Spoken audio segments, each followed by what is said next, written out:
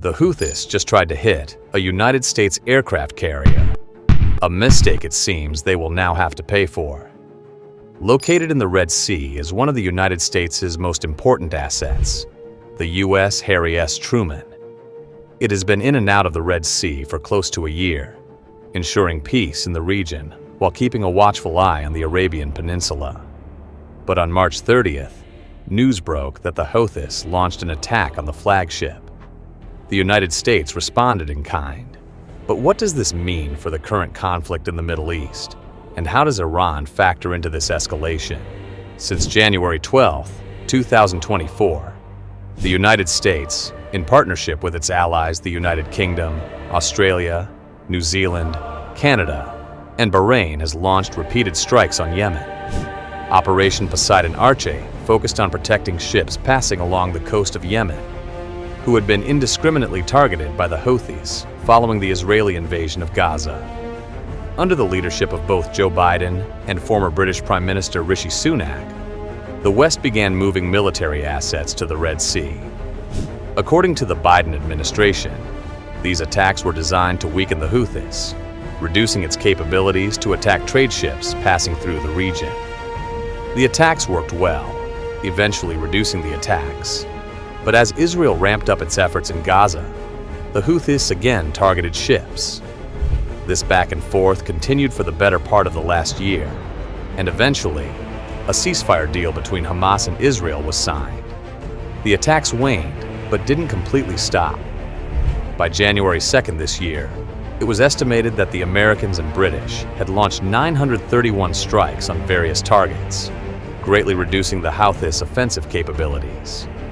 But the biggest was yet to come. With the negotiations between Israel and Hamas falling flat, Israel again threatened war, which sparked the Houthis to retake aim at Western ships passing through the area. This didn't sit well with President Donald Trump, who repeatedly warned the Houthis of what was about to come.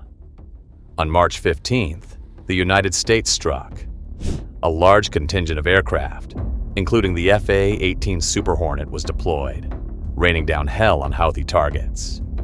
Its goal is to take out military installations in Yemen, including radar systems, air defenses, missiles, and drones. It became the biggest military operation the United States had conducted since President Trump took office on January 20th. The president even took to his own social media platform, Truth Social, saying, "To all Houthi terrorists, your time is up, and your attacks must stop, starting today. If they don't, hell will rain down upon you like nothing you have ever seen before." And he was about to make good on his promise. The strikes targeted mostly the Houthi-controlled regions of Yemen, namely the cities of Sana'a and Taiz. Devastation could be seen from various media sources, showing buildings collapsing on one another, and many had tragically lost their lives in the ordeal. The attack accomplished its goal of completely disrupting Houthi command centers and even striking some of its leadership areas. The death toll continued to rise, but inside Yemen, the Houthis were not about to give up control, nor were they willing to surrender. Instead of backing off, the Houthis fired 3 salvos at the U.S. military ships stationed in the Red Sea. This was seen as a major escalation, as they had previously been content with only targeting commercial vessels sailing along the coast. Inside Sana'a, the Houthis were celebrating, lining the streets with Qurans and chanting, "Death to America, death to Israel." Yemeni media quickly jumped at the opportunity, telling the world that they had just attacked the United States. Unfortunately, this didn't go exactly as the Houthis had said. According to U.S. Air Force Lieutenant General Alexis Grinkiewicz, it was hard to confirm, suggesting the Houthi attacks were missed by over 100 miles. The United States further accused the Houthis of spreading disinformation on its social media and trying to rally support against the U.S. However, President Trump was not about to let them off easily, calling for the USS Carl Vinson, a second aircraft carrier, to be redeployed from Japan to the Red Sea. This might seem like a show of force, but considering the strike capabilities of these military assets, It could spell trouble, not only for the Houthis, but also for Iran. Since it will likely play a very important role in the escalation, it is worth looking at this impressive marvel of U.S. engineering. Commissioned on July 25, 1998, the USS Harry S. Truman has been a vital cog in the U.S. military machine. It is not a normal ship, but can carry anywhere from 60 to 90 aircraft, depending on the mission. These usually include the FA-18 Hornets, Super Hornets, EA-18G Growlers, E-2 Hawkeyes, and various helicopters, but could also be used to carry the coveted F-35 in its B configuration. Thanks to the wealth of armament and various forms of weaponry, the USS Harry S. Truman has played a pivotal role in the Red Sea. It can launch various attacks without the fear of retaliation, while quickly repositioning for another salvo of attacks. It also holds near-complete air superiority in the region, but mostly avoids Iran due to its contingent of Russian-bought air defenses. Nevertheless, Israel has proven that these S-300 and S-400 rocket systems might not be as effective on defense as Russia claims them to be. However, many believe that it is just a single aircraft carrier traversing the Red Sea, when in fact, she only forms part of the Carrier Strike Group. In this case, it is Carrier Strike Group 8. It is flanked by the USS San Jacinto, Carrier Air Wing 1, Destroyer Squadron 28, featuring a group of destroyer-class vessels with the main goal of protecting the aircraft carrier. As of 2022, the ship is also followed by the Royal Norwegian Navy's frigate, HNOMS Fridtjof Nansen F-310, adding another level of protection and further enhancing its strike force. Claims of U.S. submarines operating nearby have also been touted, but this is believed to still be classified. Nevertheless, the carrier has a lot of firepower, and we mean a lot, especially when considering all these other ships she is currently sailing with. As part of its first deployment, the USS Harry Truman sailed to the Mediterranean Sea in 2000.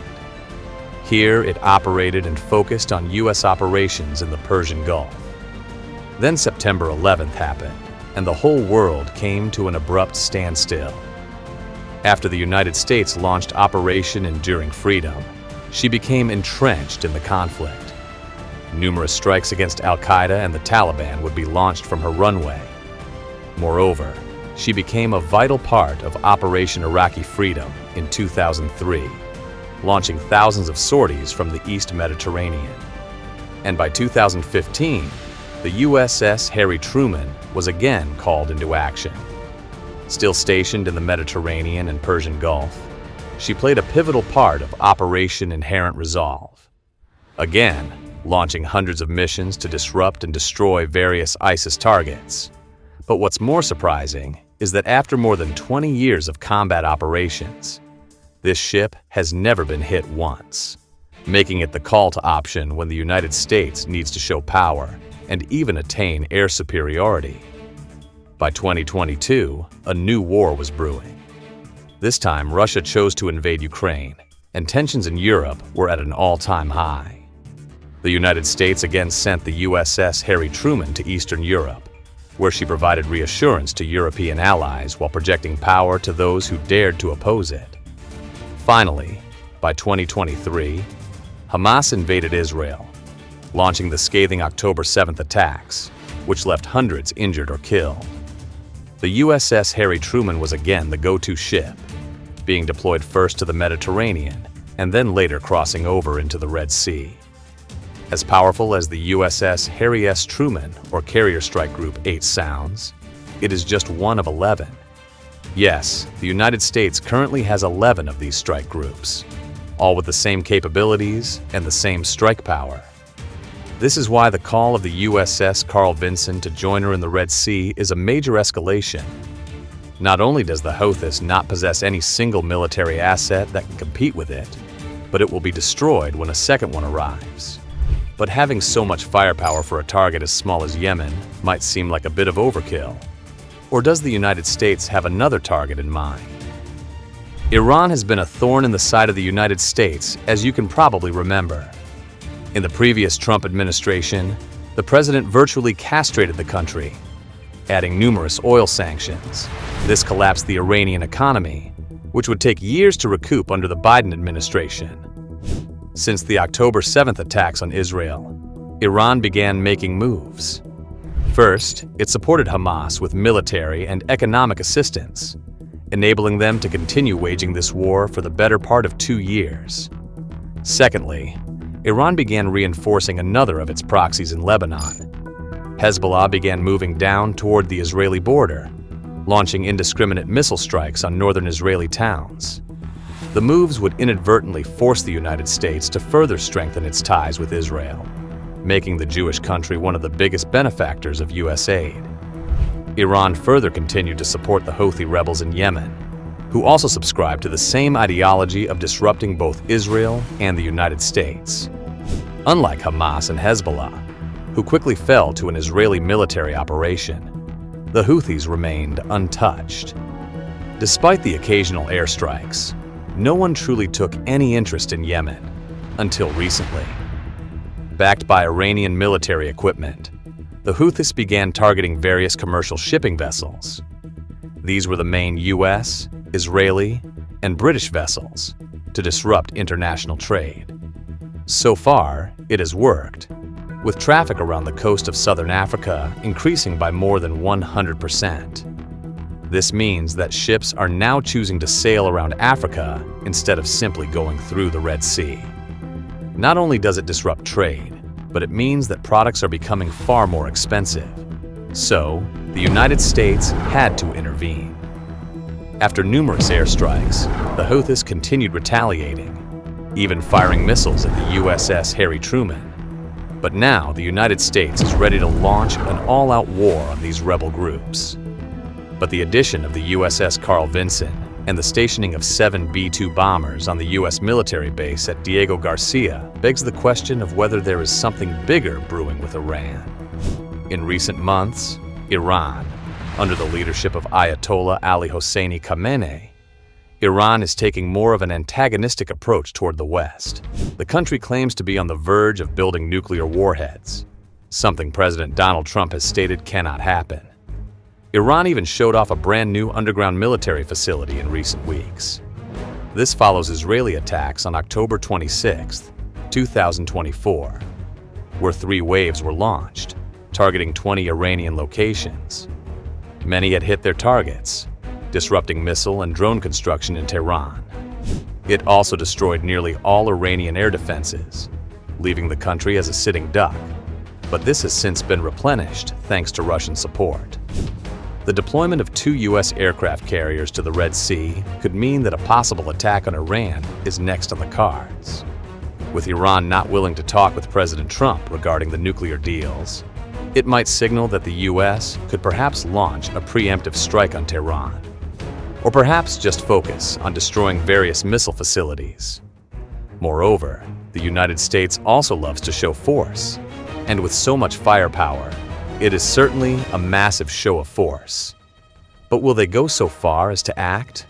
Aside from Yemen, the United States has not been directly involved with any military action taken on Iran. Even in the first Trump term, this never happened, but the possibility remained. Now these possibilities have increased tenfold if Iran is not to yield its military operations. However, it is believed that the U.S. hopes that Israel could make a major dent in Iran's military umbrella, which encompasses its various proxy affiliates. Should the Israelis manage this, they should be able to put enough pressure on Iran to force a regime change and cripple the Houthis in Yemen. Moreover, the United States could choose to deploy its B-2 bombers. Iran doesn't have any countermeasures, nor any means of defending itself against these powerful aircraft. Armed with a bunker buster, it can easily penetrate deep into Iran, targeting various underground military facilities. Fortunately for the U.S., its allies are on the same page.